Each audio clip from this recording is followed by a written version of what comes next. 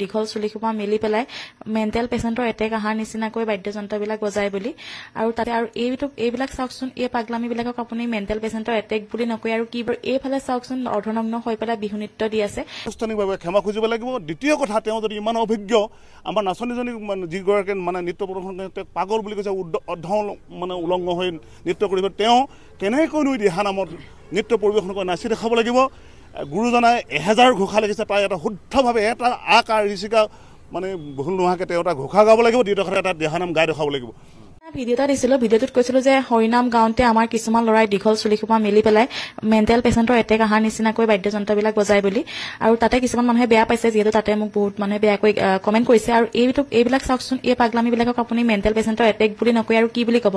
আপোনালোকে কিছুমানে ভাল পাইছে বাৰু, কিন্তু আমি যিহেতু দেখা নাই এনেকুৱা, সেইকাৰণে আমি বেয়া পাইছো।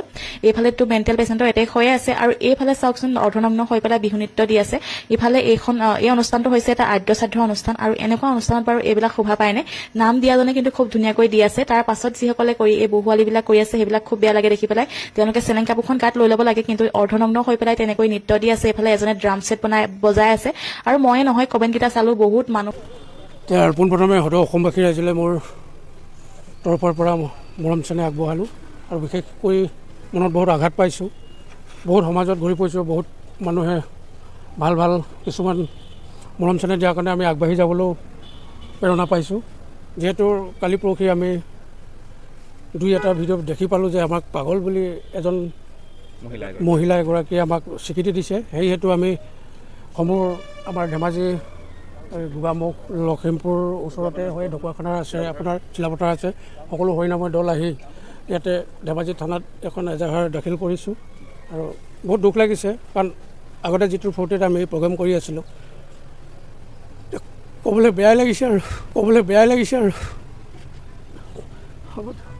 নিশ্চয়কৈ তেওঁ ভাবুক হৈ পৰিছে। কাৰণ ৰাম নাম গাই ফুৰিছোঁ বুলি ক'ব লাগিব। কিমানখিনি কি কৰিব পাৰিছোঁ, কাৰ হৃদয় চুব পাৰিছোঁ সেইটো নাজানো। আমি ৰাম নামেই গাই ফুৰিছোঁ, তাত আমাৰ কোনো কেতিমালি নাই।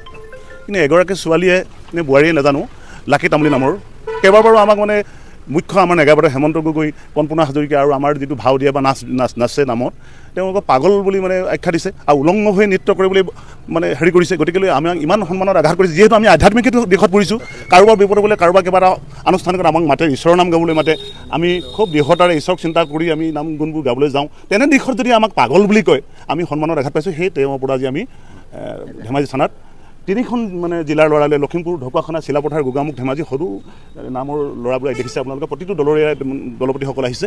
আমি ইয়াত ধেমাজি থানাত এজাহাৰ দাখিল কৰিছোঁ। এই প্ৰথমবাৰলৈকে তেনেধৰণে পোৱা নাছিলোঁ। তাৰপিছত যেতিয়া কোনোবাই আমাৰ ল'ৰাবিলাকে পাই গ'ল, আমাক জনালে, মই তেতিয়া তেখেতলোকৰ গোটেইখিনিৰ লগত আলোচনা কৰিলোঁ। এইটো কথাটো বাৰে বাৰে তেওঁ আমাক তাচিল্য কৰি থাকিব, আমাক সন্মানত আঘাত কৰি থাকিব। গতিকে ঈশ্বৰৰ নাম গাবলৈ যাওঁতে যদি আমাক কোনোবাই পাগল বুলি আখ্যা দিয়ে, গতিকে যদিহে তেওঁ আমাতকৈ যদি অভিজ্ঞ, প্ৰথম কথা হ'ল যদি তেওঁ আমাক পাগল বুলি ক'ব পৰা কাৰো অধিকাৰ নাই। গতিকে প্ৰথম কথা তেওঁ আমাক ক্ষমা খুজিব লাগিব, তেওঁ মেডিয়াযোগে ক্ষমা খুজিব, আনুষ্ঠানিকভাৱে ক্ষমা খুজিব লাগিব। দ্বিতীয় কথা, তেওঁ যদি ইমান অভিজ্ঞ আমাৰ নাচনীজনী যিগৰাকী নৃত্য প্ৰদৰ্শন পাগল বুলি কৈছে, উলংঘ হৈ নৃত্য কৰিব, তেওঁ কেনেকৈনো দিহা নামত নৃত্য পৰিৱেশন কৰি নাচি দেখাব লাগিব।